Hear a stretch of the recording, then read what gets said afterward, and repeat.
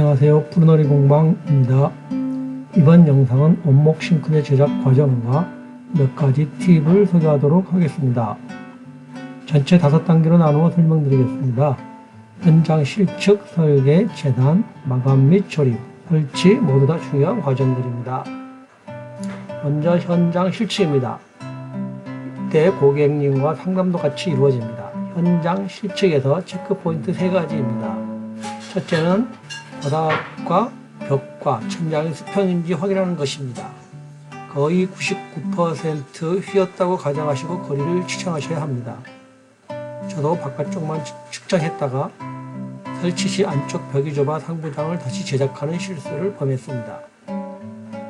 둘째는 상부장을 올려놓을 설치목을 부착할 벽의 상태를 확인해야 합니다. 콘크리트, 석고보드, 합판 등 벽체의 종류에 따라 다른 고정 방법을 선택해야 합니다. 안전과 관련된 부분이라 매우 중요합니다. 기존 설치목이 있다면 튼튼한지, 그리고 수평 여부와 폭 두께 높이도 확인해야 합니다. 설치목의 위치와 크기에 맞게 상부장에 설치목을 끼울 수 있는 홈을 파두어야 합니다.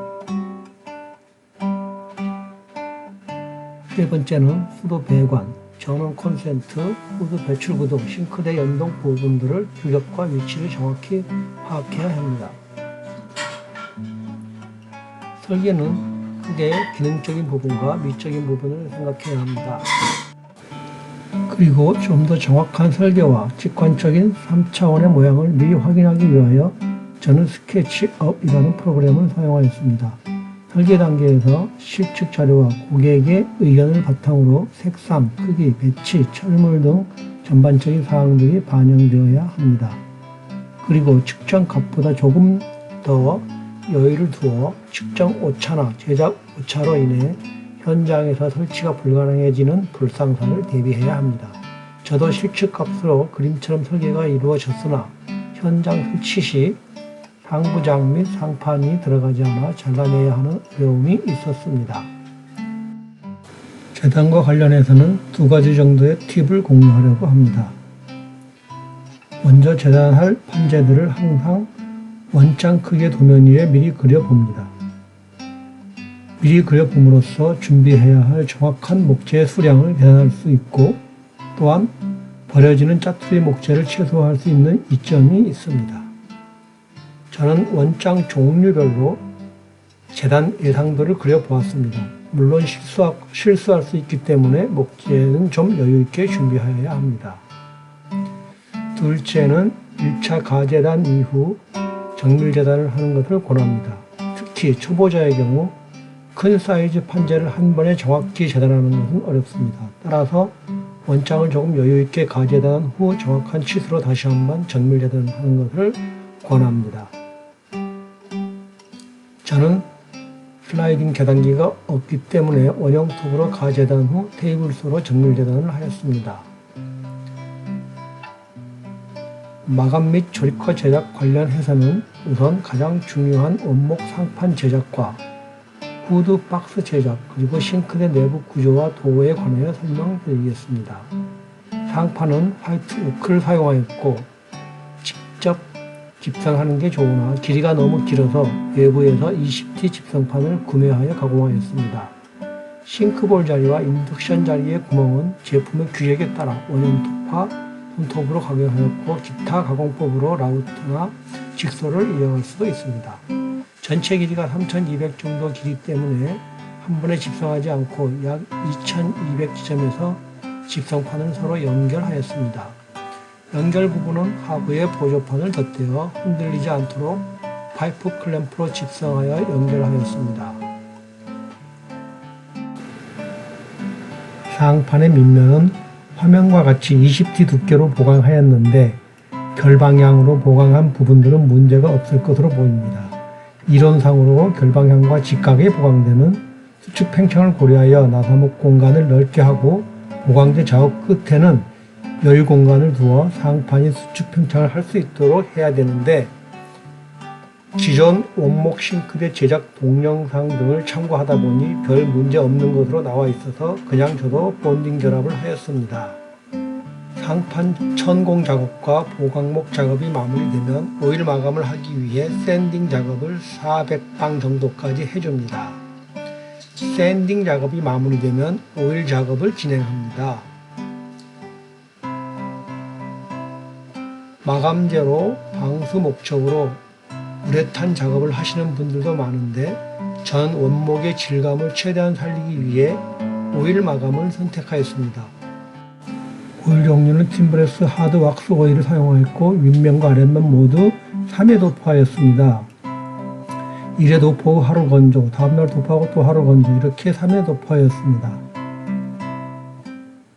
상부장 후드는 빌트인 방식으로 박스를 제작하여 설치하였습니다.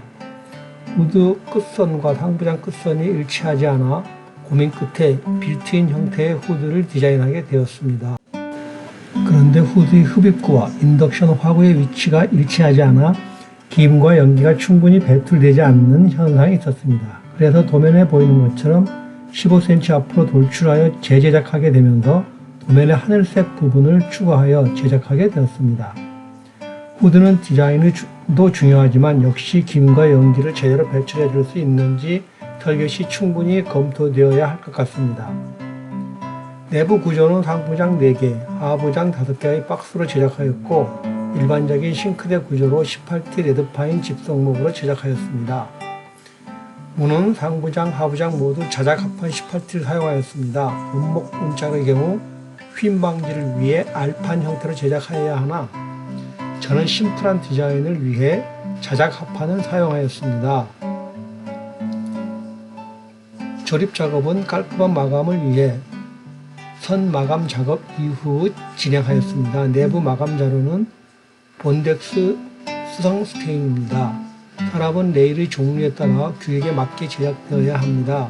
저는 헤펠레 언더레일을 이용하였습니다.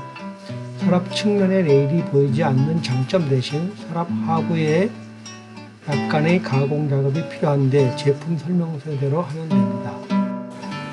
참고로 싱크볼 하부 서랍의 경우 서랍 길이가 너무 짧아지면 무게중심 때문에 서랍이 앞쪽으로 기우는 일이 발생하니 주의해야 합니다. 하부장 내부 구조 모습은 화면 참조하시기 바랍니다. 상부장 설치는 벽에 부착된 설치목에 상부장을 먼저 올리고 설치목과 상부장 뒷판을 피스로 고정한 후 각각의 박스들을 측면의 피스로 서로 연결하여 흔들리지 않도록 합니다. 참고로 후드에 역류 방지 전동 댐퍼를 설치할 경우 기존에 설치되어 있던 수동 댐퍼는 제거해야 댐퍼끼리 충돌로 인한 오작동을 막을 수 있습니다. 하부장 설치는 수평만 잘 맞추면 설치에 크게 어려움이 없습니다. 하부장 역시 박스키 측면에서 피스로 서로 연결하여 고정합니다. 최종적으로 도어 세팅을 하여야 하는데 상부장과 같은 여닫이문은 경첩을 통해 미세 조정이 가능하므로 큰 어려움이 없지만 하부장과 같이 아웃도어 형태의 서랍인 경우 서랍 간격을 일정하게 세팅하는 게 쉽지 않았습니다. 저는 상판을 먼저 고정하고 나서 서랍 앞판을 세팅하느라 애를 먹었는데 서랍을 먼저 세팅하고 난 후 상판을 올리는 게 맞는 것 같습니다. 서랍 세팅 순서도 아래쪽부터 먼저 세팅하고 위쪽을 세팅하는 것이 맞을 것 같습니다. 이상으로 원목 싱크대 제작 과정을 간단히 공유하였습니다. 감사합니다.